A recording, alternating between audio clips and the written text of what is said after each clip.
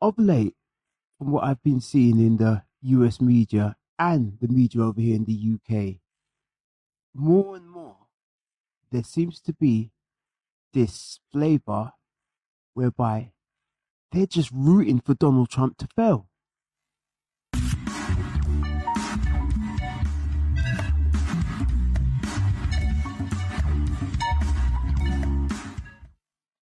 Now, the strangest thing about this is obviously he's the president, he's been elected, there's been months of shouting about it's going to be the end of democracy, democracy this, democracy that, dictator this, dictator that.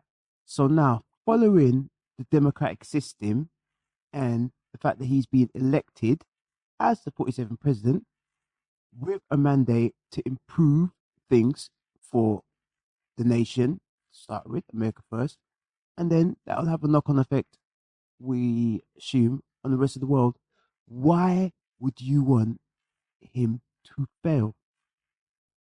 I watch breaking news. I watch breaking points occasionally, and I've been watching them for some time. Usually, they have a fairly balanced take on these things.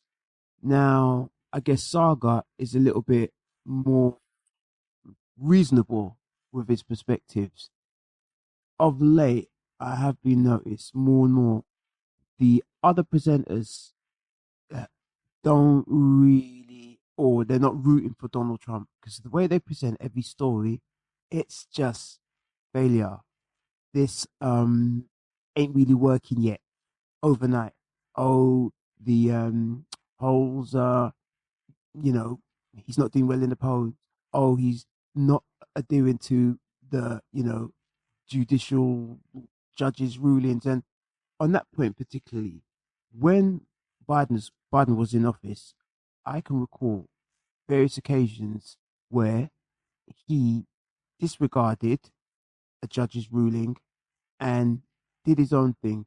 Now, there was no screaming and crying out at the time that no, this isn't the rule of law, it's a constitutional crisis. Trump's been in office for just over 100 days, and they don't even seem to want to give this guy a chance to get going yet. Also, the fact that he was elected with a mandate, so large percentage of the population voted him in to do a particular thing. This, I call it Trump derangement, although there might be more to it, vested interests on certain networks and from certain presenters. It's just so obvious now. And that distrust for mainstream media, I don't understand how they don't get it. Well, yes, check out this particular story on breaking news, and maybe you'll see what I'm talking about here. Happening with regard to immigration and deportations. We touched on, the increasing unpopularity of what Trump is doing and how he really has already lost public trust with regard to his immigration agenda. Let's go ahead and put this latest event up on the screen. So a judge in Wisconsin was arrested by the FBI. Excuse me, I have to cut in here. We were hearing in the elections about this is going to be the end of democracy, democracy this, democracy that. Now, the fact that you've got a federal ruling and you've got a judge whose business is the law is taking it upon themselves to resist the, the legal expectations of her being a judge to follow the rule of law and assisting someone who came into a court because they didn't do something good and trying to assist them to avoid being apprehended by the ICE team. How could you defend that? We'll see. After she had allegedly directed an undocumented immigrant out of a side door that is usually used for jury members. And she was upset that ICE agents had been coming to the courthouse, coming to, her courtroom and waiting for immigrants to finish their hearings and then sweeping them up and arresting. What difference does it make where they apprehend them? That's their job. That's the mandate. That's what the majority of the population, 80-20, whatever the distribution is, voted for, she should be in favor of it, you would think. But the ideological thing is so deep that even a judge would disregard the rule of law to follow her emotions and her emotional, you know, want for her team, even though it's like cutting off your nose to spite your face, because I think you'd want your nation and your leader, to, you know, you'd want to be behind them. Not in this case. She was upset about that, reportedly. And so she directed this one immigrant and his lawyer to go out a side door. Now, the side door apparently led into a public hallway, and he was ultimately arrested anyway. But Ryan, they have now arrested her and charged her for, they're claiming that she obstructed their ability to.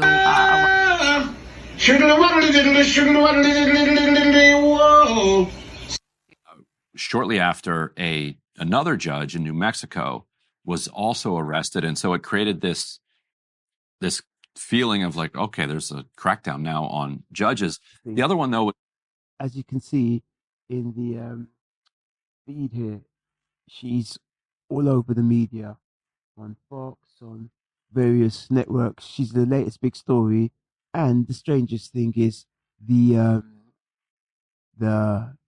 guy who they were gonna rescue from El Salvador, now it doesn't seem to be at the top of their list. It's shifted to this judge and another judge who was arrested. Oh yeah, and the thing that really kind of got me scratching my head on this story is loads of the Democrat supporting media have been screaming and shouting about how could they do this to this judge? Oh, 'cause she was arrested in an open courthouse, I do believe. Why couldn't they not do it discreetly? Ask her to, hand herself in, like the next day or something.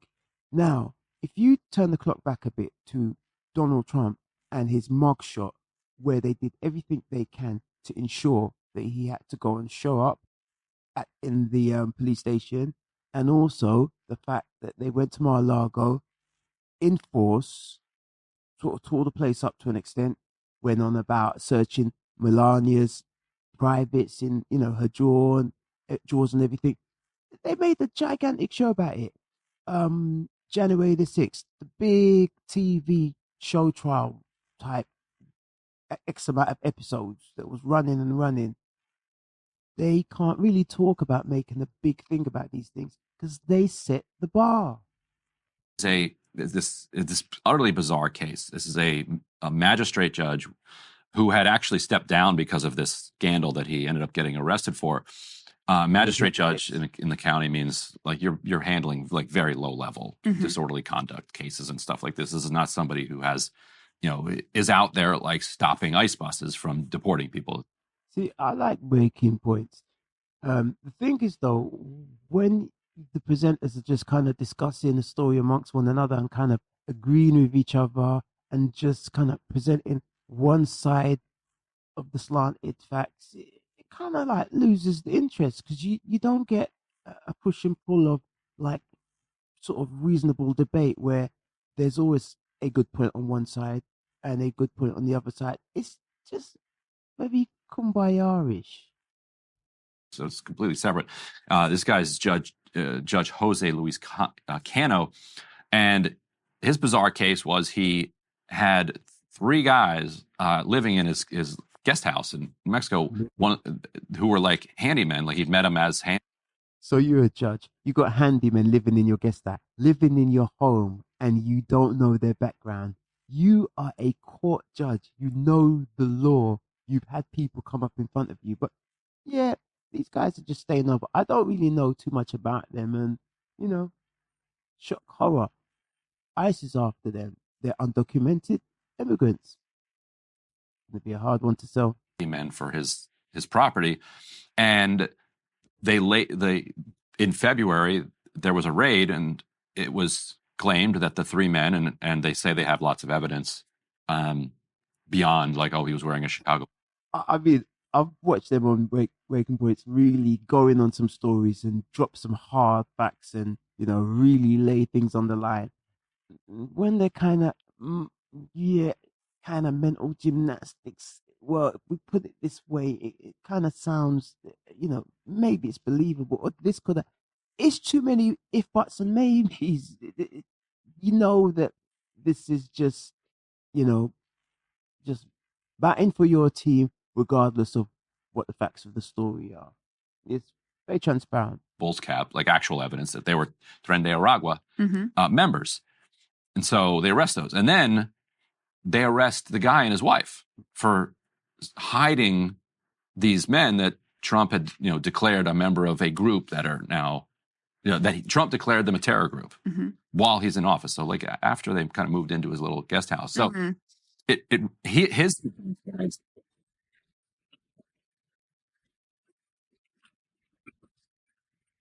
Yeah. I had no idea. Like they're just handymen. Right. Like, okay, are they go against the legal system? What was the Democrats' motto a while back? No one is above the law during their many impeachments of, they said Donald Trump, which you've heard some of them calling for again. So no one's above the law. So if a Democrat leaning judge does something contrary to the law, is it not ring true that, as they set the bar, no one's above the law, not even the said judge? And he even said, like, I've got grandkids who come over here and played with those guys. If I was told that they were gang members, I wouldn't have let my grandkids play with them. What they were arrested for was tampering with evidence. We don't know exactly what evidence they tampered with. Judges and innocent until proven guilty, but in general, like some people, when they find themselves in trouble, they quickly are like deleting all of their. Listen, even me, when I'm trying to explain something and break something down and it's straightforward, it's just bish bash bosh. When I'm on you can kind of hear the rhythm, the flow of thought, and I'm having to sort of grasp, oh, will that sound right? Is that plausible? Would the listener buy it? That's when someone's doing a kind of painted, refurbished remix of a story that ain't even really making sense as they speak the words. So that's how it goes. Text messages or something, and that's easy to see, or whatever. Who knows what, if anything, they did, but they didn't even charge them. It seems like with like housing them. But anyway, he normally flows when he's telling a story. Of late, it's been a lot of this stuttery rhythm. And then the first case, since we don't have Saga or Emily here, when you normally have somebody trying to defend the case. Let me see if I can make the best case. The best argument for the fact that she committed a crime is that she was quite hostile with the ICE agents. Absolutely did not like them in her courthouse. Yeah. And was like whispering in the courtroom, like, "Hey, come here. Like, go out this way." In a way that suggests like does this sound believable to you? Listen, leave your perspective, even if it's contrary to where I may seem to be, leaning towards, in the comments, please. We like to create and generate banter, for better or worse. And for those of you who also kind of sense or smell something a bit fishy in the media of late, kind of seeming to want the administration to fail, even though they're living in the same country that will benefit from any successes, leave your perspective in the comments. Maybe you'll change my mind, and maybe I've been seeing things from a little bit of a, slightly twisted frame of reference. Anyway, consciousness of trying to like usher them out. Now, your point, like that led to a public hallway anyway. Yeah. Well, like the argument would be, she was trying, even if she didn't succeed. And there is a federal law, whether that law should be constitutional or not, I think is open to question. I don't think it should be, because I think you should be able to. I think if Yeah, so something goes against how you want it to go, then it's like, well, I don't think the law should really be. We've been hearing democracy is coming to an end if this presidency goes in Trump's favor.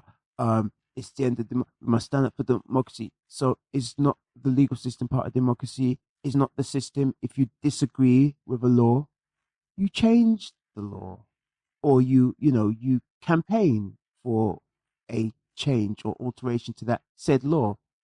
You don't just kind of disregard it, which the Dems have been saying for a long time.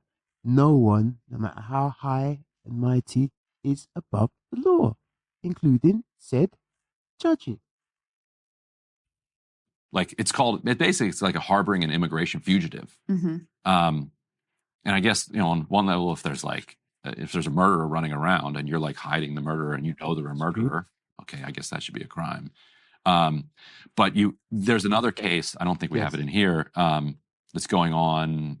Is it Tennessee? Did you see this one? Where, no, maybe it was in Virginia, actually. Oh, in Charlottesville. Yes. You want to talk about that one?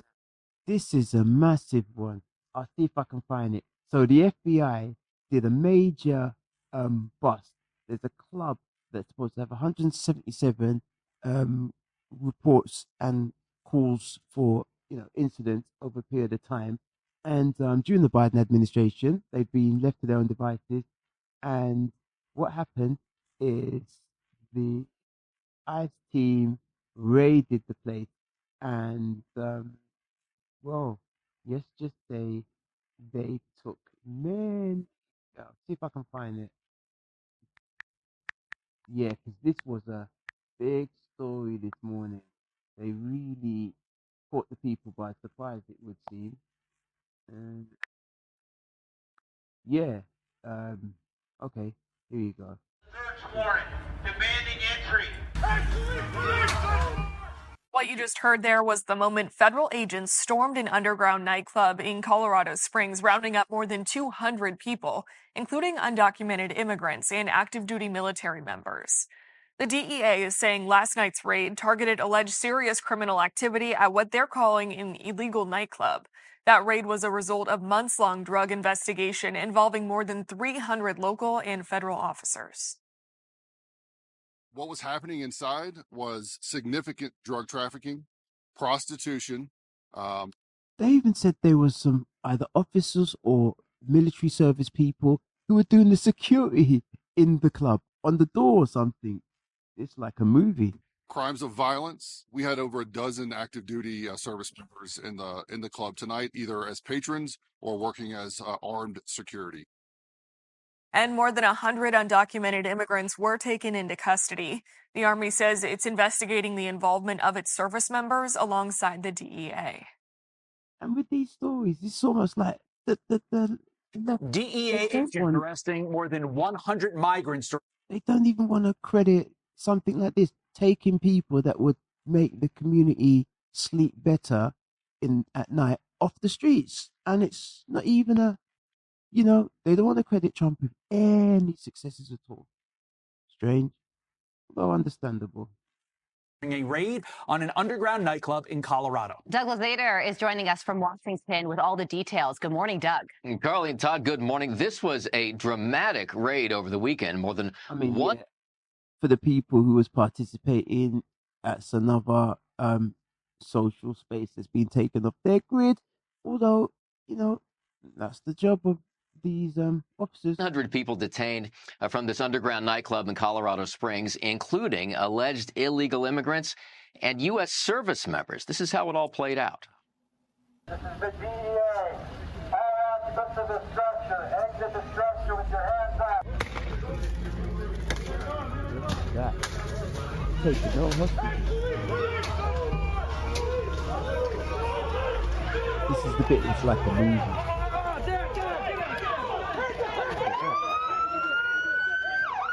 Whoa. You see all the people streaming out of the club there. It's a big operation. It included some 300 law enforcement officers from at least 10 federal agencies. In addition to the illegal immigrants, the DEA says more than a dozen active duty U.S. service members were also detained, some of whom were said to be working security. The agency also says the club has been linked to gang members from Tren de Aragua and MS-13. U.S. Attorney General Pam Bondi posted this on X. This morning, the DEA apprehended over 100 illegal aliens at an underground nightclub frequented by Tren de Aragua and MS-13 terrorists. Cocaine, meth, and pink cocaine seized. 2 people were also arrested on existing warrants. As we approach his 100 days in office, President Trump's directive to make America safe again is achieving results. And let's take a look at what that building looks like. You see, now you're only going to get it from networks like Fox, maybe News Nation, and some of the ones that kind of still reporting current news. Whoever it comes up, giving the shine to. The left is just like all you're hearing is, "Oh, this is going wrong," and he's disappointing the people, and but it's like they're trying to manifest, kind of like speak, failure into the ethos or whatever you'll describe it as being, and it's just a bit disappointing. Expected, I suppose, if you look at how things have gone over the last few recent years, politically speaking, and it ain't that much better over here in the UK neither. Although you've got these, you can class them as wins as far as the Trump administration goes, and is he really getting the credit for it? Well, we'll check back in and see how it all develops. For now, just like to say, be good, be safe, be creative if you can. And you've been here with myself, Only Radio. For now, we're out.